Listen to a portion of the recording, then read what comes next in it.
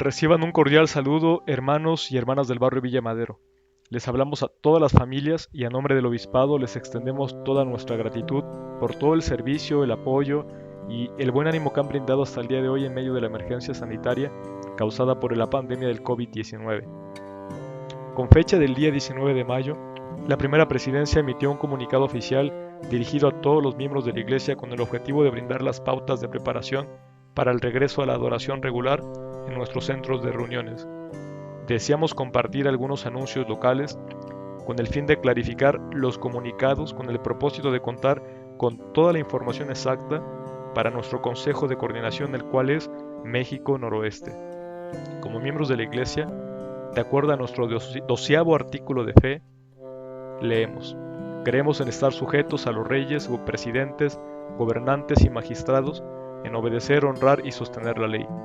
Siempre he pensado y confiado y testifico que la Iglesia va siempre a la delantera, sobre el mundo, y esto es porque nuestro mismo Salvador, quien dirige esta causa, es nuestro Salvador Jesucristo. Esto permitió que como Iglesia, antes que nuestro gobierno federal determinara que los centros religiosos son un foco principal de infección, ya habíamos recibido poco más de una semana antes la instrucción de suspender todas nuestras reuniones en los centros de estaca y en las capillas. En nuestro país, y muy particularmente en la Ciudad de México, nos encontramos en el punto más crítico del número de infecciones y de contagios reportados cada día por nuestros líderes gubernamentales, y se mantiene la jornada de sana distancia, por lo menos hasta el día 31 de mayo. Esto con una fecha tentativa de reinicio parcial de actividades a partir del día 1 de junio. Como Iglesia, nos mantenemos muy cercanos a los gobiernos estatales, municipales, alcaldías y secretarías de Estado con el propósito de asegurar que como líderes y miembros de la Iglesia siempre actuemos de conformidad con las leyes locales y las federales. Por lo que es importante que todos sepamos que regresaremos a las reuniones regulares en nuestras capillas hasta que los gobernadores de nuestras regiones lo permitan y a que la presidencia de área autorice a nuestra estaca, la estaca Madero, el regreso a las actividades en nuestra capilla. No existe al día de hoy, 20 de mayo de 2020, una fecha probable de regreso, y no existe porque no hemos recibido ninguna fecha tentativa por nuestra alcaldía de Gustavo Amadero. Sin embargo, todos deben saber que todos los días un servidor se mantiene en comunicación constante con el equipo de inteligencia para análisis de la emergencia del COVID-19 para la Iglesia en México, por lo que cuando sea autorizado nuestro regreso, será informado de inmediato y será proporcionada toda la información relacionada a nuestra reactivación de actividades regulares en nuestra capilla.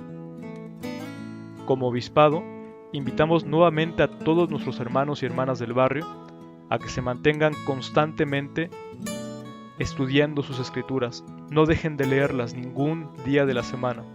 Por favor, no se lo permitan, como no se permitirían no hidratar su cuerpo o alimentarlo. Son las escrituras las que llenarán nuestra vida de todo lo bueno. Es lo que nos dará la sabiduría para poder sacar lo mejor de nosotros, porque eso es lo único que necesitamos, ser la mejor versión de nosotros mismos, pero solo con el Salvador, solamente, sí y solo sí con Él, permitirá que surja esa divinidad que todos tenemos en nuestro interior. Les invitamos también que, a la medida que su salud lo permita, practiquen o realicen ejercicio, mantengan su cuerpo sano, ejercitándolo constantemente en lo que más le guste a usted hacer o lo que pueda usted hacer. Existe una variedad muy grande de ejercicios, disciplinas, deportes, etcétera, que pueden ser practicados de una manera muy eficaz en casa. En las redes sociales como YouTube o en Internet podrá encontrar múltiples rutinas que le ayudarán de acuerdo a sus capacidades, de acuerdo a sus habilidades, pero también de acuerdo a la salud que tenga en sus huesos, en sus rodillas, si tiene alguna dificultad. También les invitamos a que puedan alimentarse con prudencia. Eviten toda clase de alimentos que son basura y que solamente van a perjudicar nuestro cuerpo, a nuestra mente e inclusive nuestro estado de ánimo. Mantengan hábitos de estudio diario. No hay edad para dejar de aprender. Estudien, lean y aprendan todas las cosas increíbles de este mundo. Y también no seamos cuatreros en nuestros empleos o negocios, o en aquello que sea la fuente de nuestro sustento. Mi papá me enseñó desde que estaba muy pequeño una frase que siempre él me repetía: nunca vayas a ser cuatrero, nunca seas cuatrero. Los cuatreros eran populares en la década de los años 40, los 50 y los 60.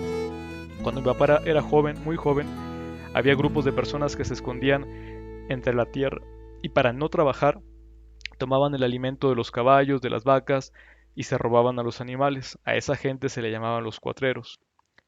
Al aplicarlo en nuestro trabajo, él me decía: no seas cuatrero, no le robes a tu patrón, no le robes a la empresa. Hoy en día tenemos una nueva pandemia. Como profesional de sistemas, uno de mis trabajos ha sido reportar el consumo del tráfico de Internet en muchas organizaciones tanto públicas y privadas en los últimos años. Y es increíble que las estadísticas son confirmadas. El consumo de tráfico de Internet, por ejemplo para Netflix, Claro Video y las redes sociales y otros programas de entretenimiento en horarios laborales, ha crecido increíblemente dentro de los organismos en México. Esto, aunque es estadística realmente, pero ha permitido a los líderes obtener datos importantes. ¿Cuánto tiempo se está perdiendo en horas laborales? Pero lamentablemente, esto es solo uno de tantos indicadores de ser un cuatrero. No nos permitamos ser cuatreros. En Proveer a la manera del Salvador, el elder Richard J. Scott nos enseñó que los miembros de la iglesia, es decir, un hijo e hija de Dios, debe capacitarse para ser un gran empleado y cada día buscar ser más capaz en su labor. Nadie es indispensable, pero podemos convertirnos en necesarios de tal manera que, cuando en nuestro trabajo, empleo, negocios, etc. suceda o se cumpla la escritura de Mateo 24, y en esto deseo aplicarla. Entonces estarán dos en el campo, uno será tomado y el otro será dejado. Dos mujeres estarán moliendo en un molino, una será tomada y la otra será dejada. Hermanos y hermanas, por lo pronto no podéis ver con vuestros ojos naturales el designio de vuestro Dios, concerniente a las cosas que vendrán más adelante, ni la gloria que seguirá después de mucha tribulación. Él declaró, porque tras mucha tribulación vienen las bendiciones. Para terminar, compartimos con ustedes una pequeña historia especial de Sidney. Si han tenido la oportunidad de leer Santos tomo 1 y si no, les invitamos a poderlo hacer. Él fue un pionero de la iglesia, pero antes de ser miembro de la iglesia, él fue un líder religioso para una iglesia protestante. Él era un pastor y dice así: Sidney seguía sin saber qué hacer. Aceptar el libro de Mormón significaría perder su empleo como pastor. Tenía una buena congregación y le proporcionaba una vida cómoda a él, a su esposa Phoebe y a sus 6 hijos. Algunas personas de la congregación incluso estaban construyendo una casa para ellos. ¿Podía realmente pedirle a su familia que se alejara de la comodidad de la que ya estaban disfrutando? Sidney oró hasta que una sensación de paz descansó sobre él. Sabía que el libro de Mormón era verdadero. No me lo reveló carne ni sangre, exclamó, sino mi Padre que está en los cielos. Sidney compartió sus sentimientos con Phoebe y le dijo: querida, una vez me seguiste hacia la pobreza. ¿Estás dispuesta a volver a hacer lo mismo? He considerado el precio, respondió ella. Es mi deseo hacer la voluntad de Dios, ya sea para vida o ya sea para muerte. Deseamos que el Señor, nuestro Salvador Jesucristo, lo sostenga a cada uno de ustedes. Les dé la paz, la seguridad y la fuerza que solo el motor perfecto que es Cristo, nuestro motor eterno, puede dar a nuestro propio motorcito.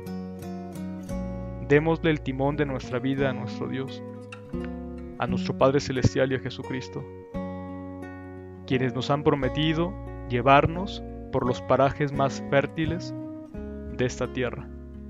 Si estamos dispuestos a pagar el precio del esfuerzo, de la obediencia, de trabajar por nuestras debilidades, cada día, todos los días, como dijo Pablo, todos los días muero en Cristo, tengo que morir todos los días, porque tenemos que luchar para refrenar nuestros propios monstruos internos. Pero como enseñó Alma en el libro de Mormón, gracias demos a nuestro Dios, Cristo Jesús, porque solo gracias a Él podremos vencer a ese monstruo, solo por Cristo. Testifico que Jesucristo vive, que les conoce personalmente a cada uno de ustedes, que los ama y sabe de su situación. Compartimos estas cosas en el nombre de Jesucristo. Amén.